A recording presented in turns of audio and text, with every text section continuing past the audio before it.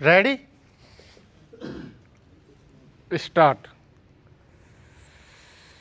अध्यक्ष महोदय, जब श्री नरसिंह राव ने प्रधानमंत्री का पद संभाला था तो राष्ट्रपति के आदेश से वे विश्वास का प्रस्ताव लेकर यहाँ आए थे और भारतीय जनता पार्टी ने उस समय भी उस विश्वास के प्रस्ताव के खिलाफ मत दिया था।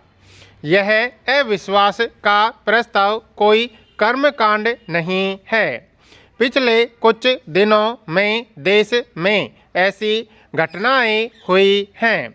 6 दिसंबर के बाद 6 दिसंबर को और 6 दिसंबर के पहले, जिनके कारण हमारा देश एक बार फिर अपनी तकदीर के तिराहे पर आकर खड़ा हो गया है। 6 दिसंबर को अयोध्या में जो कुछ हुआ उससे हम दुखी हैं।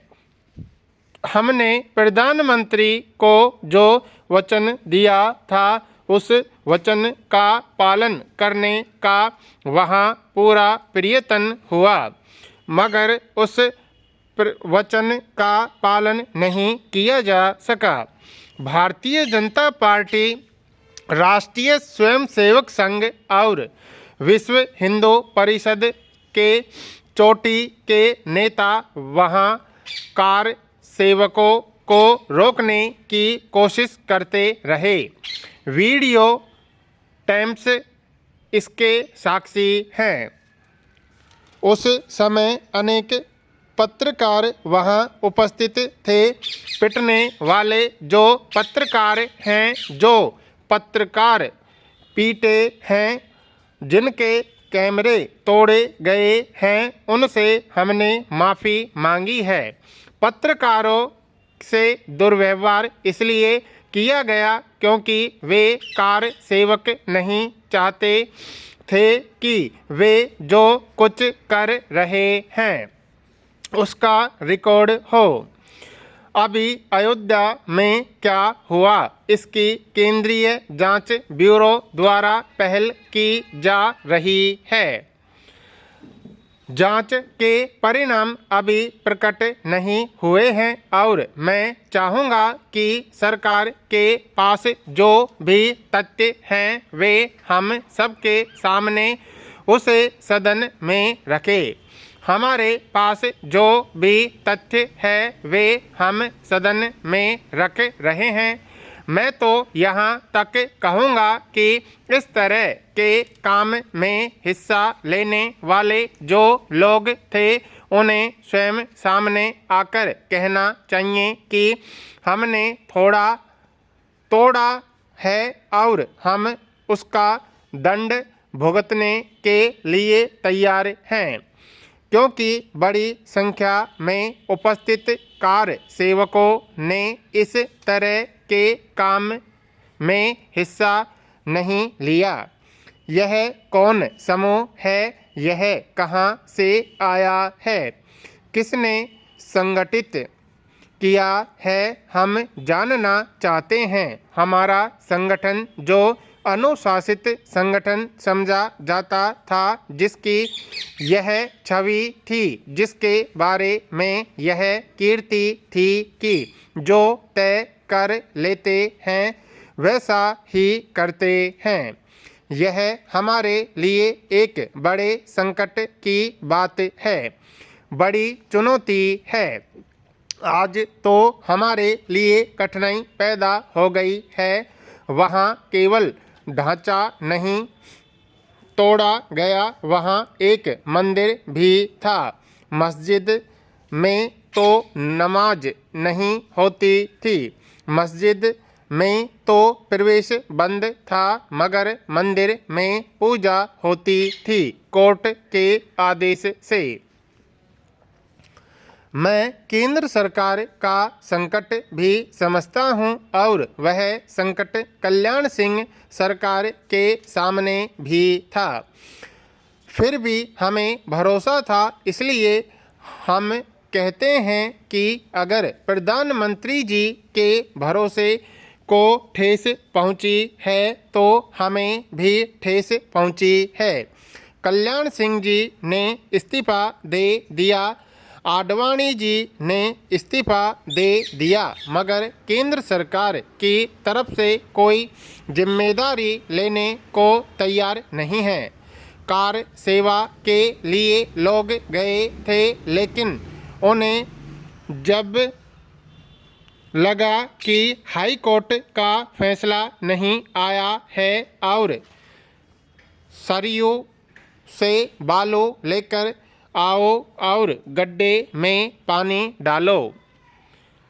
अध्यक्ष महोदय, मुझे लगता है कि उसमें एक ग्रुप ऐसा तैयार हो रहा है जिसने कहा अब हम यही करेंगे और ढांचे पर धावा बोल दिया, ढांचा तोड़ दिया। यह बुरा हुआ, लेकिन इसकी जो देश में प्रतिक्रिया हुई है और विदेश में जो प्रतिक्रिया हुई है ज़रूरत से ज़्यादा है।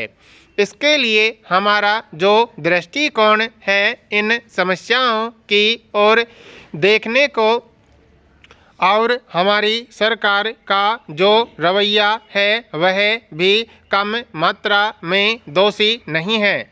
हमने दुनिया को यह नहीं बताया कि यह विवादित ढांचा खड़ा है। हमने यह नहीं कहा कि मस्जिद का ढांचा खड़ा है, मगर वहाँ एक मंदिर भी है जिसमें पूजा होती है और यह झगड़ा 500 साल से चल रहा है।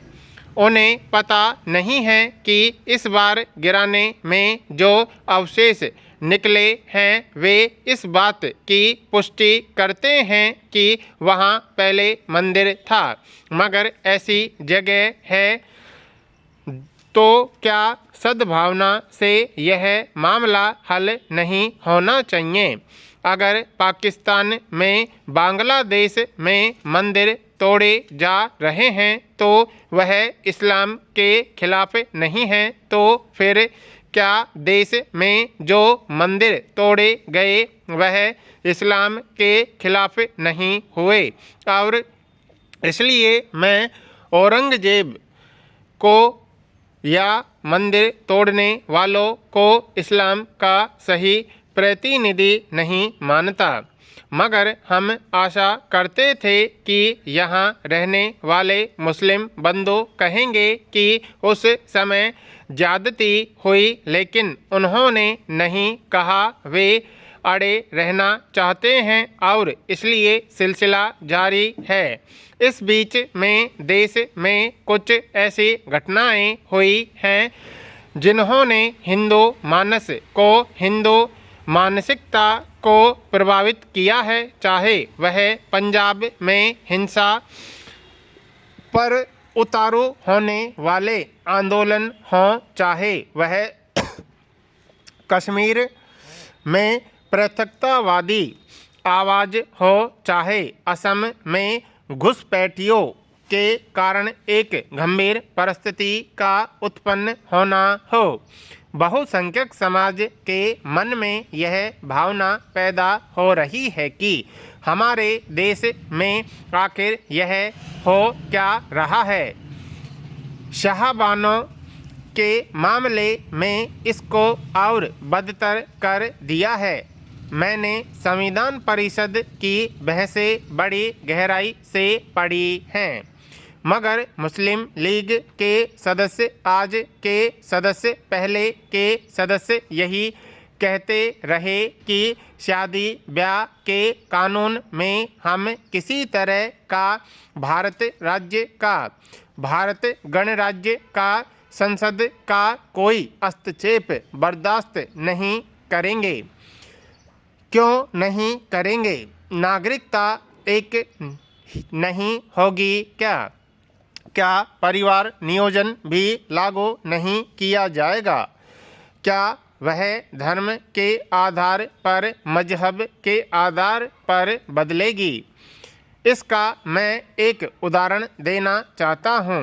इंदौर की एक बूढ़ी महिला का केस सुप्रीम कोर्ट तक चला गया। उसने एक फैसला दे दिया और कांग्रेस पार्टी ने बैठक करके तय कर लिया कि कॉमन सिविल कोड होना चाहिए। बाद में कांग्रेस पार्टी बदल गई। क्या यह तुष्टीकरण की नीति नहीं है? क्या बहुसंख्यक समाज की कोई प्रतिक्रिया नहीं होती है?